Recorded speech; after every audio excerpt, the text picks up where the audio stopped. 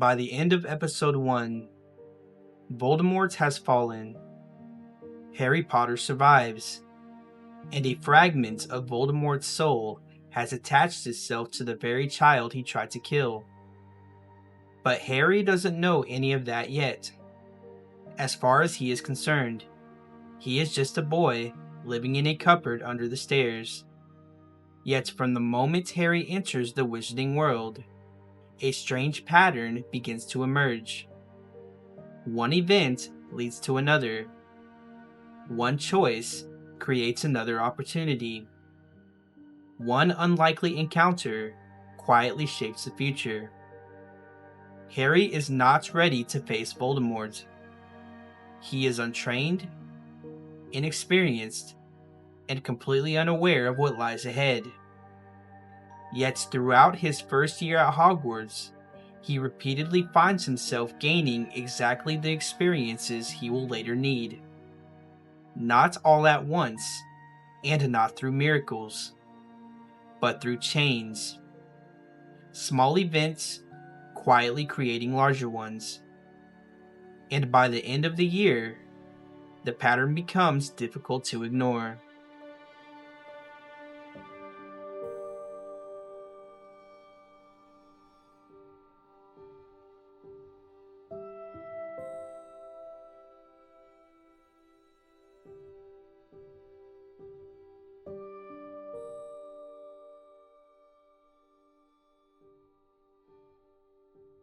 Before Harry ever learns he is a wizard, he grows up in an environment defined by rejection. The Dursleys isolate him, mock him, and constantly remind him that he does not belong. And at first glance, it seems like nothing more than a miserable childhood. But those years shape Harry in important ways.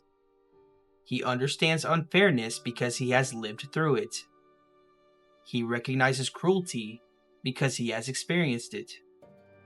And long before Hogwarts, he develops empathy for outsiders. Those qualities will define him throughout the series. Interestingly, they are also qualities Voldemort lacks completely. The childhood meant to diminish Harry quietly helps create the person Voldemort will one day struggle to understand.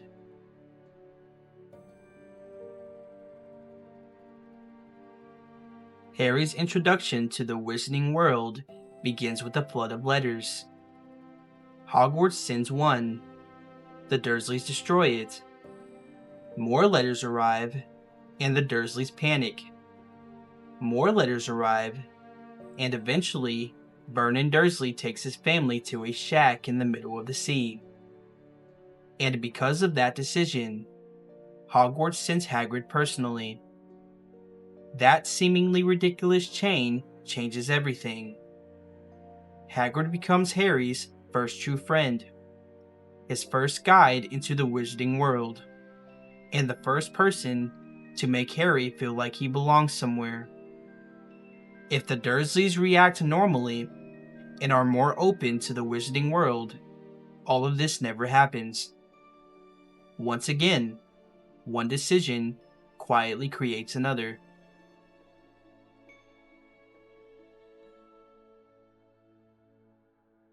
Shortly after entering the wizarding world, Harry meets Draco Malfoy.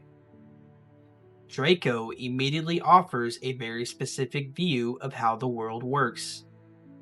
Blood status matters. Certain families matter. Certain people deserve power.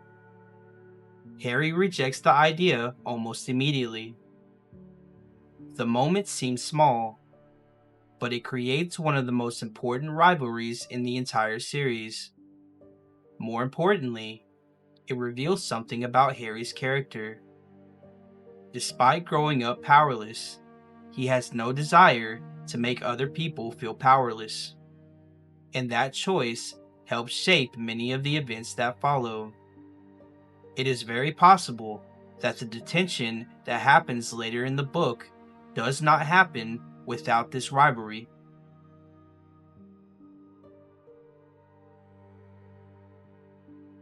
When Harry enters Ollivander's wand shop, the moment initially feels ceremonial. A child receiving his first wand. But the deeper the series progresses, the more important this moment becomes. Harry's wand chooses him, Holly Wood. And wand lore throughout the series repeatedly suggests that wand woods often reflect deeper traits inside the wizard they choose. Holly is associated with resilience, protection, and survival through difficult conditions without becoming consumed by darkness, which sounds remarkably similar to Harry himself. Voldemort's wand tells a very different story. Yew Wood, a tree traditionally associated with death, immortality, and graveyards. Even their wand materials seem to reflect opposing relationships with life itself. But then Ollivander reveals something even stranger. Both wands contain feathers from the same phoenix. And suddenly, the story introduces an idea that will continue echoing throughout the rest of the series. Harry and Voldemort are not simply enemies. They are connected. Not identical, but bound together through the same system. And as later events will show, that connection becomes increasingly important.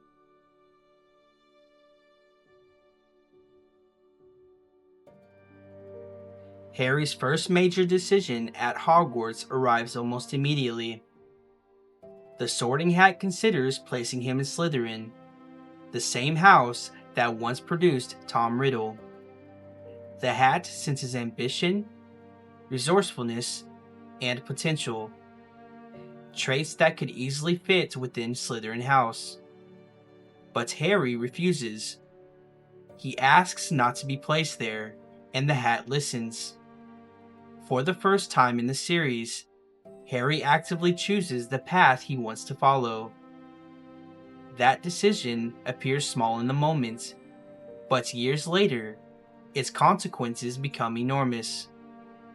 Because Harry's choice places him in Gryffindor, the house connected to Dumbledore, the Sorting Hat, and eventually, the Sword of Gryffindor itself. Once again, a seemingly small event creates a chain that will stretch far into the future.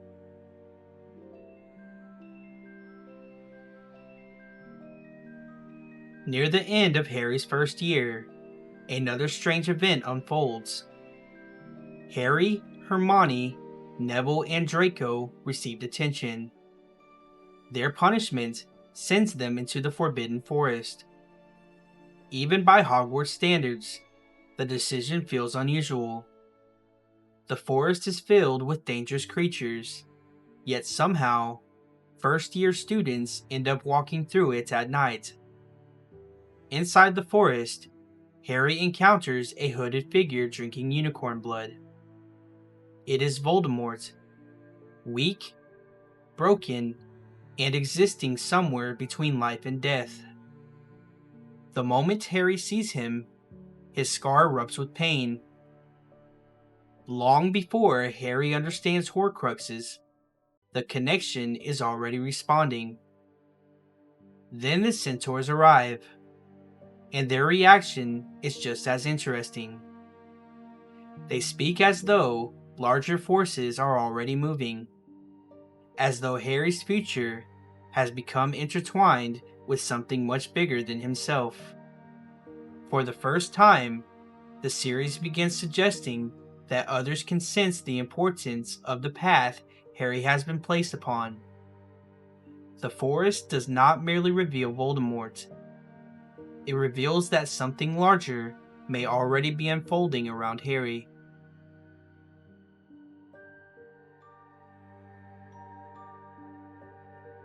By the end of the school year, Harry finds himself standing between Voldemort and the Philosopher's Stone. Once again, he is completely outmatched. He is only 11 years old, Voldemort is one of the most dangerous wizards in history, yet Harry survives. Not because he is stronger or more skilled, but because of forces Voldemort repeatedly fails to understand. Dumbledore's protection surrounding the stone is built around selflessness.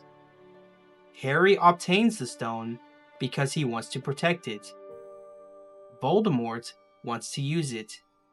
And once again, that difference matters. Then Lily's sacrifice protects Harry from Quirrell. The same ancient magic that destroyed Voldemort at Godric's Hollow defeats him again. Voldemort approaches every problem through power, domination, and control. But the oldest forms of magic in the series continue working against him.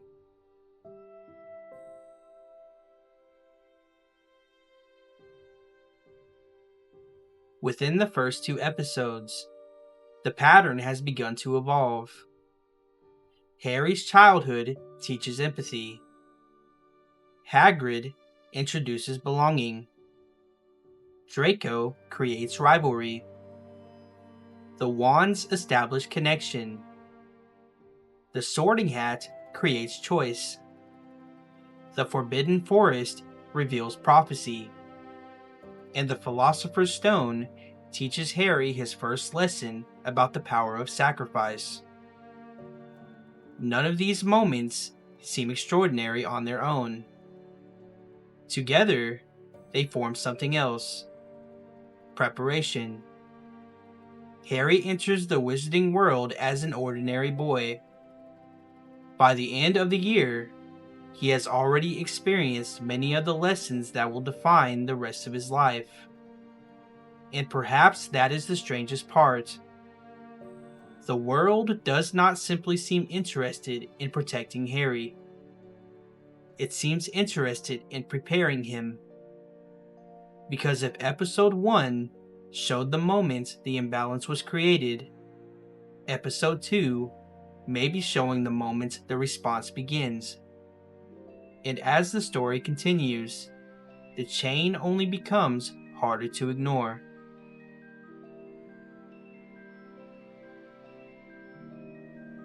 Thank you so much for watching.